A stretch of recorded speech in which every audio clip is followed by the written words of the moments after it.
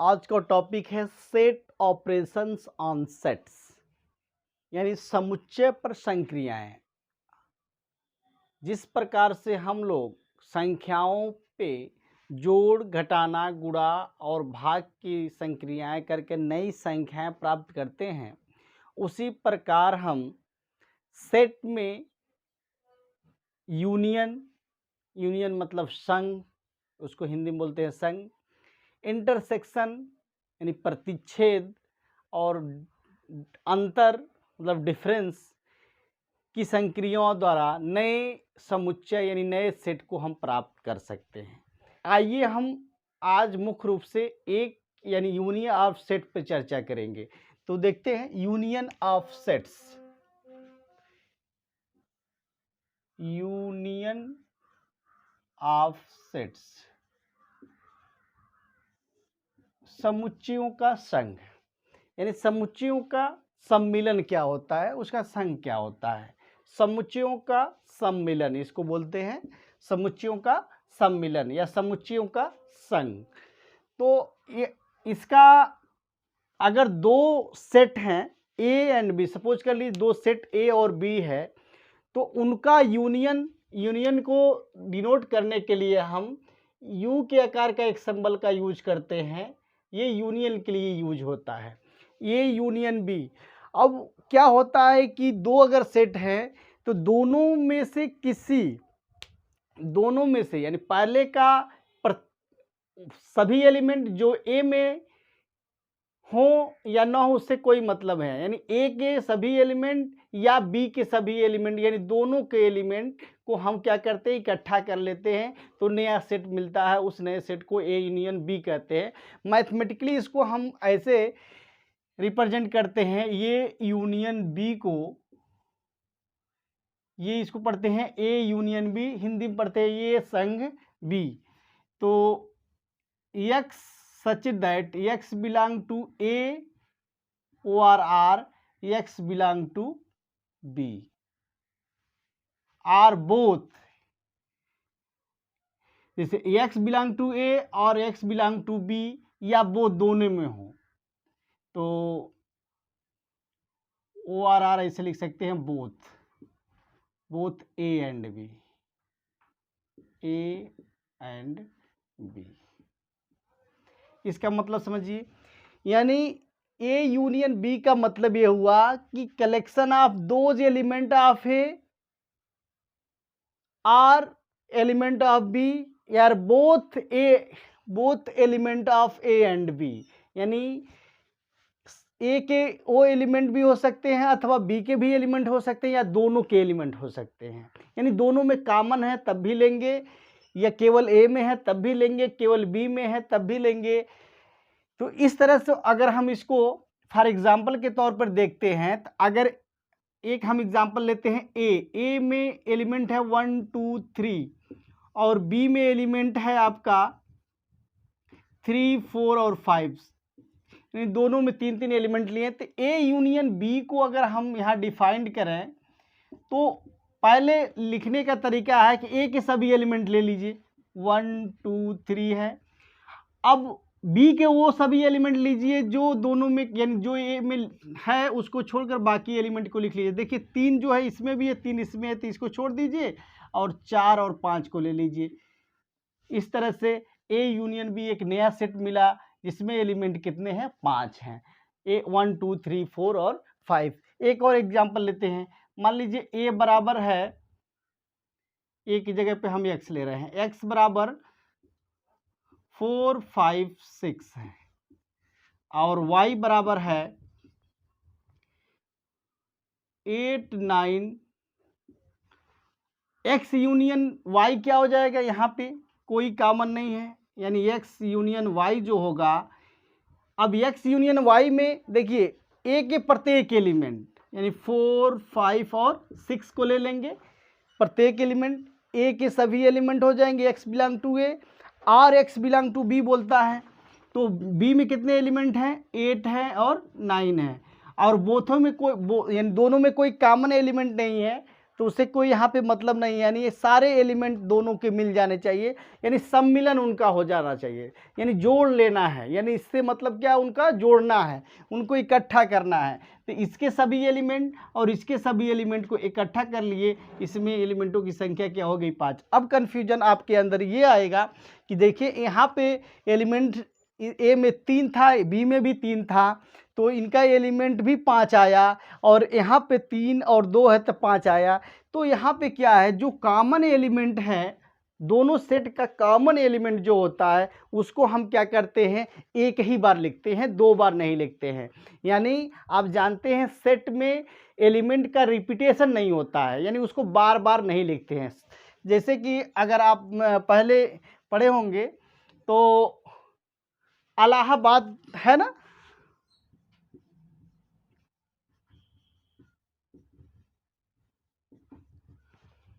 इलाहाबाद ये है, तो इसका अगर हम सेट लेते हैं, सेट बनाते हैं, तो क्या होता है कि इसके एलिमेंट, अब देखिए ए है यहाँ पे 3 बार है, 4 बार है, तो हम 4 बार नहीं लिखते हैं, उसको हम एक ही बार लिखते हैं। तो इसको सेट के रूप में लिखना हो, इलाहाबाद को सेट के रूप में, तो आ जाएगा ALHBD। यानी हम क्या करेंगे, जो एलिमेंट, अब देखिए ए कितनी बार है, 4 बार है, यानी यहाँ पे भी है, यहाँ पर भी है, यहाँ पर भी है, तो इन 4 बार नहीं लिखेंगे, ओनली एक बार लिखेंगे। एल 2 जगह है तो एक बार लिखेंगे, एच एक ही जगह है, बी आपका एक जगह है, डी एक जगह है। तो इस तरह से आप जानते हैं कि यानी एलिमेंट का रिपीटेशन सेट में नहीं होता है, इसलिए यहाँ पे 3 और 3 6 था, तो मगर इसका यूनियन लिया गया तो 3 आपका रिपीट कर रहा था, यानी 2 बार होता तो हम उसको एक ही बार लिखेंगे। उसी तरह यहाँ पे कोई रिपीटेशन नहीं तो सारे एलिमेंट ले लिया गया। इस तरह से यूनियन होता है, यानी सेट में एलिमेंट का रिपीटेशन नहीं होता है। तो खैर इसकी बात नहीं थी, बात यहाँ पे थी कि हम यूनियन कैसे लेते हैं। तो 2 सेट का यूनियन क्या होता है, या तो ए के सभी एलिमेंट होंगे, या बी के एलिमेंट हो, या दोनों के एलिमेंट हो सकते हैं। तो इस तरह आपका यूनियन हो गया। तो यूनियन के लिए कुछ प्रॉपर्टीज़ हैं, उस प्रॉपर्टीज़ को समझते हैं। आइए देखते हैं properties of the operation of union, यानी सम्मिलन के संक्रियाओं के गुणधर्म। तो इसके कुछ प्रॉपर्टीज़ हैं, यानी यूनियन की कुछ प्रॉपर्टीज़ हैं सेट पर। तो पहला प्रॉपर्टीज है वर्ग सम प्रॉपर्टी, यानी idempotent law. Idempotent law, first law है आइडेम्पोटेंट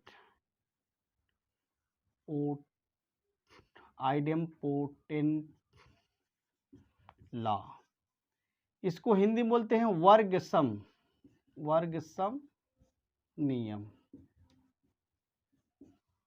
आइडेम्पोटेंट लॉ का मतलब है अगर किसी सेट का उसी के सेट के साथ यूनियन लिया जाए तो सेम सेट प्राप्त होता है, यानी ए यूनियन ए, जो ए प्राप्त होगा, ए का यूनियन ए के साथ लिया जाए तो ए ही मिलेगा।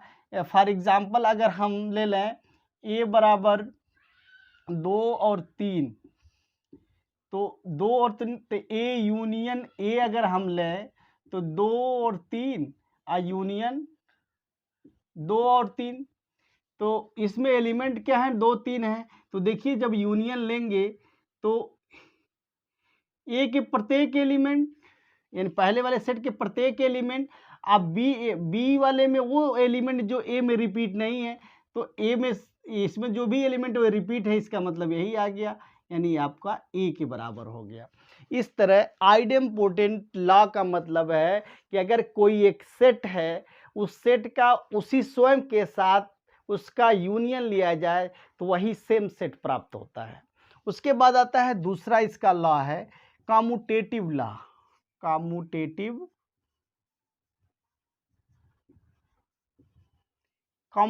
लॉ को हिंदी में बोलते हैं क्रम विनिमय नियम। क्रम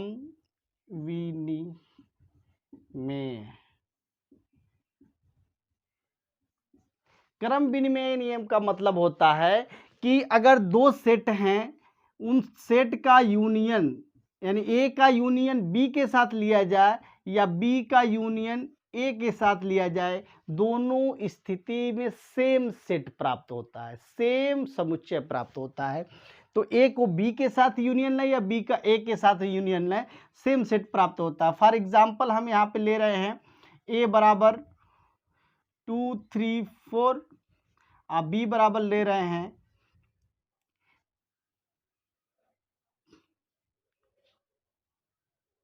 4 5 6। तो ए यूनियन बी अगर लेंगे तो ए के सभी एलिमेंट लिख लीजिए 2 3 4। आप बी वाले में से वो एलिमेंट लिखिए जो ए में नहीं है। तो ए में 9 होने वाले 5 और 6 हैं, 5 और 6 आ गया। ए यूनियन बी ए हो गया। अब बी यूनियन ए की बात हो जाए, चलिए ए यूनियन बी यहाँ पे निकला। अब बी यूनियन ए अगर हम लें तो देखिए क्या मिल रहा है, बी के सभी एलिमेंट 4 5 और 6, और ए में वो एलिमेंट जो बी में नहीं है, तो 2 और 3 नहीं है, 2 और 3 नहीं है। अगर इसमें देखा जाए तो 2 3 4 5 6, यहाँ पर भी 2 3 4 5 6, इसको ऐसे भी लिख सकते हैं 2 3 4 5 6, इसके मान में कोई परिवर्तन नहीं आएगा, दोनों सेट समान होंगे। तो देखिए ए यूनियन बी भी आपका सेम आया सेट, और बी यूनियन ए भी सेम सेट आया। तो इसको हम बोलते हैं कम्यूटेटिव लॉ। तीसरा लॉ होता है इसका एसोसिएटिव लॉ। एसोसिएटिव लॉ, इसको हम हिंदी में बोलते हैं साहचर्य नियम। साहचर्य नियम, साहचर्य नियम के बारे में ये कहा गया है कि 3 सेट हों, 3 अगर हम समुच्चय लिया जाए तो किसी 2 के साथ पहले, यानी समझ करिए ए का यूनियन बी के साथ लिया जाए, उसके बाद सी के साथ लिया जाए। 3 सेट ए बी सी यदि हैं तो ए का यूनियन बी के साथ लिया जाए, उसके बाद सी के साथ लिया जाए, तो वही सेट सेम प्राप्त होगा जब बी का यूनियन सी के साथ लिया जाए और उसके बाद ए के साथ लिया जाए, तो सेम सेट प्राप्त होगा। यानी दोनों ही स्थिति में जो रिजल्टिंग सेट होगा, यानी लास्ट में जो उसका उत्तर आएगा, वो दोनों सेट क्या होंगे, समान होंगे। इसको बोलते हैं एसोसिएटिव लॉ। जैसे यहाँ पे ए यूनियन बी लिया गया है ना, एक एलिमेंट अगर हम सी ले लें, सी में मान लीजिए हमने ले लिया है 4 5 ले लिया, तो ए यूनियन बी, तो A union B union C ले लें, तो क्या हो जाएगा, इसी में हम 4 और 5 तो वही एलिमेंट लेंगे जो रिपीटेड नहीं है, तो इसका मतलब यही आ गया 2 3 4 5 और 6। अब कह रहा है कि बी यूनियन सी लीजिए, तो बी आपका ए है, सी है, तो B union C, A union B union C, तो ए का आपका एलिमेंट तो यही है आपका 2 3 4, और यूनियन बी यूनियन सी, देखिए बी है और ये सी है, तो 4 5 6, 4 5 और 6, तो बी यूनियन सी आपका आ गया 4 5 6। और फिर इनका जब यूनियन लिया जाएगा तो 2 3 4, यानी ए के प्रत्येक एलिमेंट और बी के वो एलिमेंट जो रिपीटेड नहीं है, तो 5 और 6 जो है रिपीटेड नहीं है। इसका मतलब क्या है, देखिए ये भी जो आया है और सेम ये भी जो आया है, दोनों स्थिति में सेम सेट प्राप्त हो रहा है। इस तरह से इसको बोलते हैं एसोसिएटिव लॉ, यानी यूनियन सेट का यूनियन एसोसिएटिव लॉ को पालन करता है, यानी साहचर्य नियम का पालन करता है। उसी तरह इसे कम्यूटेटिव लॉ को पालन करता है। चौथा आया लॉ एक है, सॉरी ये तीसरा था, चौथा आपका आएगा identity law. Identity law, identity law, तत्समक नियम, इसको बोलते हैं हिंदी में तत्समक नियम।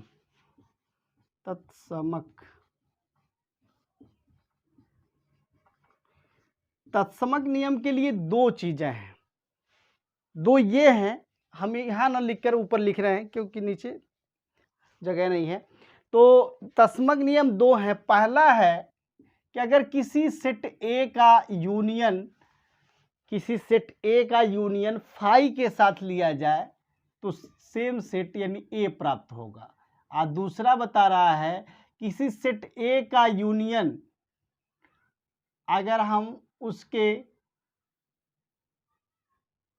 यूनिवर्सल सेट के साथ लें, किसी सेट ए का यूनियन उसके यूनिवर्सल सेट के साथ लें तो क्या प्राप्त होगा?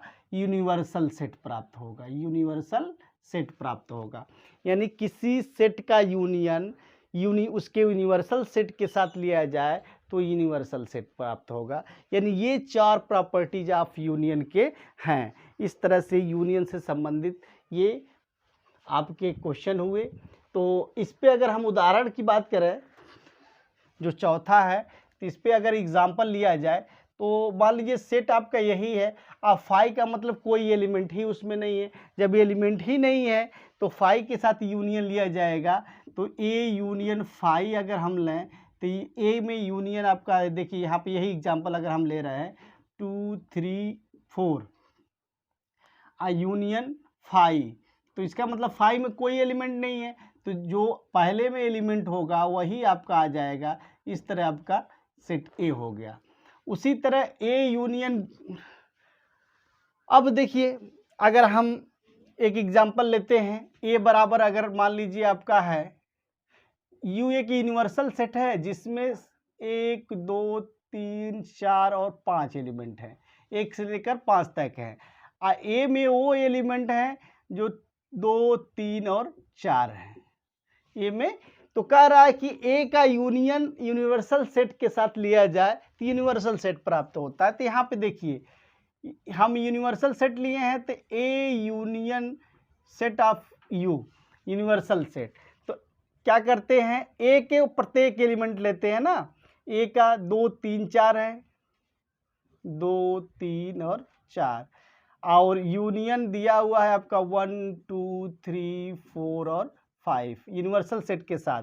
जब लेंगे तो पहले में 2 3 आप ले लीजिए, 2 3 4, और दूसरे में वो एलिमेंट लेंगे यानी यू से वो एलिमेंट लेंगे जो ए में नहीं है। ए में न होने वाला क्या है, 1 है, फिर क्या है आपका 5 है, 1 है और 5 है। यानी इसको अगर हम सही से लिखें तो 1 पहले लिख देते, 2 3 4 और 5। देखिए किसके बराबर आ गया, यूनिवर्सल सेट के बराबर आ गया। इस तरह से ये आपका यूनियन की प्रॉपर्टीज़, यूनियन होता क्या है आपने डिटेल से समझा। इस पे आप क्वेश्चन सॉल्व करें। नेक्स्ट में हम देखेंगे इंटरसेक्शन।